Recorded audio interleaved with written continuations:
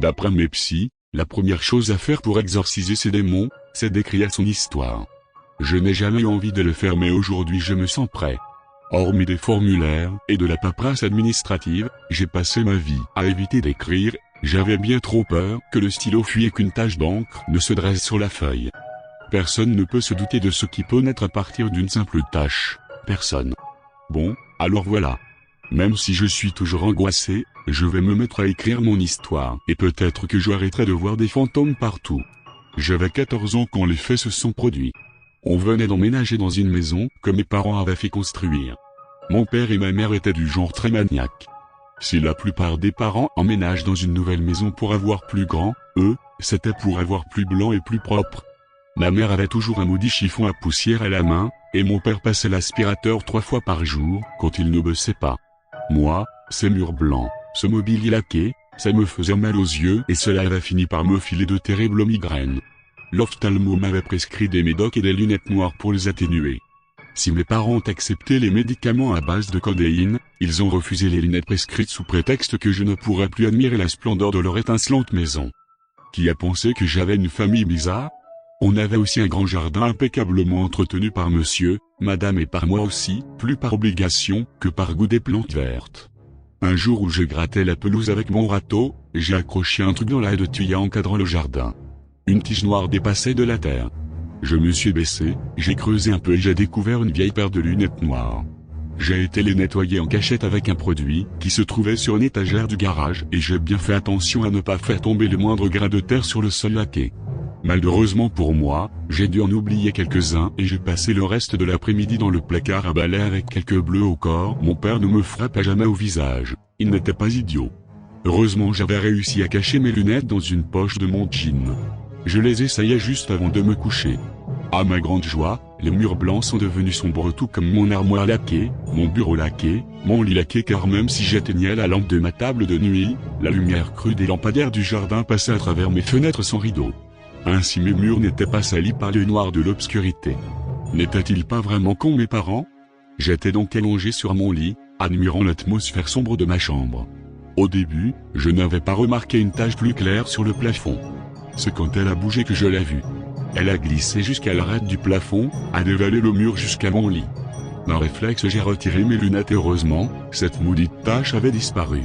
Inutile de vous dire que je n'ai pas réessayé ces foutues lunettes ce soir-là, mais j'ai tout de même regardé sous mon lit, au cas où, je n'ai pas super bien dormi et même si les taloches de mon père m'avaient considérablement endurci au cours de ces dernières années, on peut dire que j'avais la trouille. Mais ça, je ne l'avoue que maintenant. Le lendemain mes parents m'ont dit avoir mal dormi et m'ont demandé si j'avais fait des cauchemars ou si j'avais crié. J'ai dit que non. J'ai d'ailleurs été étonné de cette question, car même si je hurlais mes tripes, ils ne pouvaient pas m'entendre puisque ma chambre avait été aménagée au sous-sol. Leur chambre se situait au-dessus de la mienne et un mètre de béton nous séparait. Plusieurs fois dans la journée j'ai mis mes lunettes et j'ai regardé le plafond, les murs de ma chambre sans revoir cette tache. Autre chose a cependant marqué ma journée, les violentes disputes entre mes parents. Il y a toujours quelques éclats de voix entre eux, mais jamais avec cette intensité. J'ai bien cru que mon père allait étrangler ma mère ou que ma mère allait égorger mon père. Aucune des deux solutions ne m'aurait déplu, mais bon, de nature solitaire, je pensais qu'il valait mieux vivre avec des maniaco-dépressifs qu'à la DAS avec une troupe d'ados en mal de reconnaissance. Au dîner on entendait juste le bruit des couverts et des mastications. On n'avait pas grand-chose à se dire alors pour meubler cette fastidieuse réunion familiale on regardait la télévision. Mais ce soir-là c'était silence radio. On s'observait comme des étrangers. Après le dîner, mon père a refusé que je regarde un film, pour me détendre et m'a dit d'aller me coucher et de ne pas crier même si je faisais des putains de cauchemars. Énervé, j'ai pris plusieurs cachets de codéine que l'ophtalmo m'avait prescrit pour les migraines. C'est puissant la codéine, c'est un opiacé qui aide aussi à dormir. Assommé, je n'ai pas essayé mes lunettes, et de toute façon, je n'avais aucune envie de revoir cette tache au-dessus de ma tête. Je préférais nettement m'en tenir à une hallucination, qui ne se reproduirait plus. Dans mon cauchemar, des chuchotements m'ont réveillé en sursaut. Ça gueulait meurtrier. Meurtrier. Une odeur de pourriture a empli l'air de ma chambre, ma table de nuit vibrait et l'ampoule de la lampe grésillait. Je n'ai pas eu besoin de mes lunettes pour voir la tache au plafond. Elle s'est aussitôt étirée vers moi comme un énorme verre de sang. La pointe s'est affinée pour venir me toucher. J'étais pétrifié, plaqué contre mon lit, impossible de bouger. Pourtant, dans un réflexe pour sauver la paix de mon âme, j'ai mis les lunettes noires et c'est là que je l'ai vu. Un corps décharné et décapité tendait un bras vers moi. J'ai été si surpris que je me suis jeté hors du lit mais ma tête a heurté le coin de la table de nuit et j'ai vu 36 chandelles.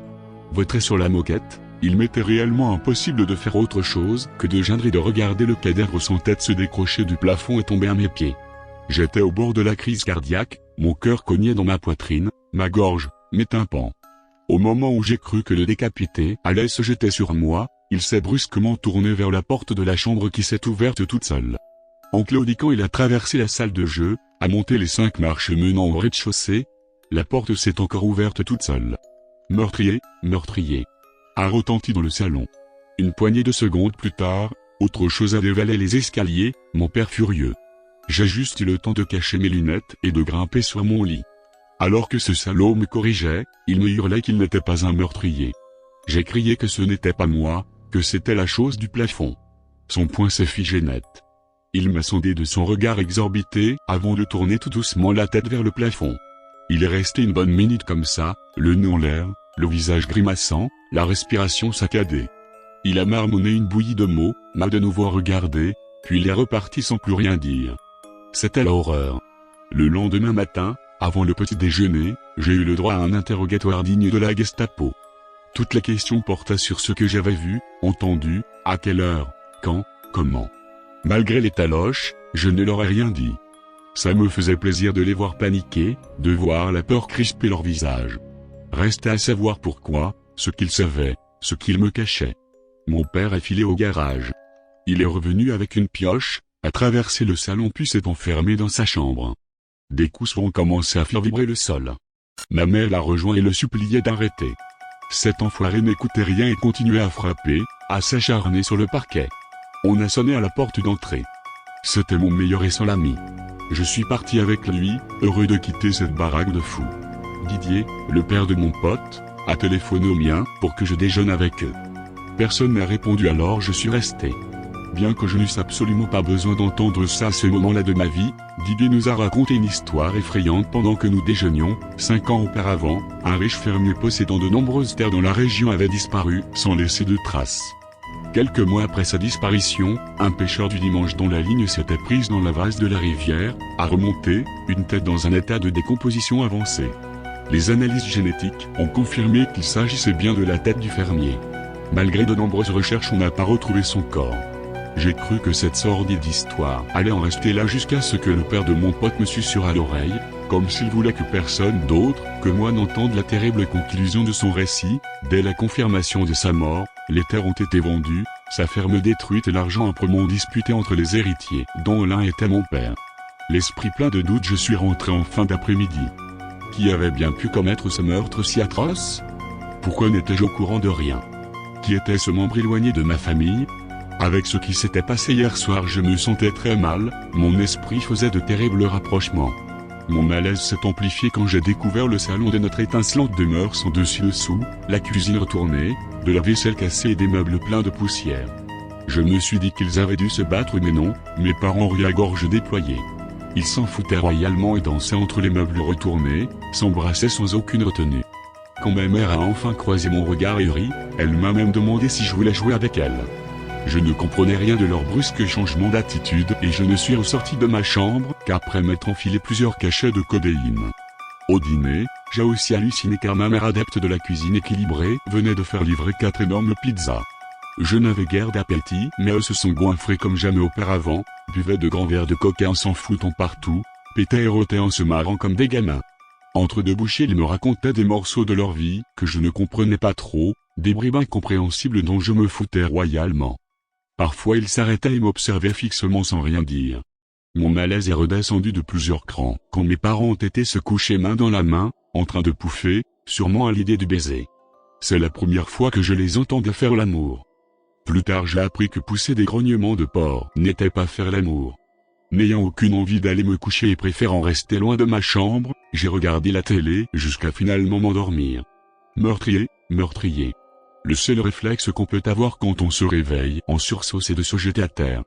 Les lumières du jardin, qui passaient par les baies vitrées, s'éteignaient, s'allumaient, ça faisait comme des flashs dans le salon. J'ai entendu la porte du sous-sol grincer, j'ai aussitôt regardé dans sa direction, une forme sombre boita vers moi. Meurtrier, meurtrier. Grondait-elle d'une voix caverneuse. Je me suis levé d'un bond et j'ai couru jusqu'à la cuisine où j'ai retiré un couteau de boucher du bloc posé sur le comptoir.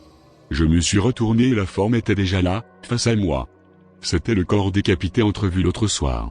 Il restait là, sans bouger, sans m'attaquer. Ça puait le diable.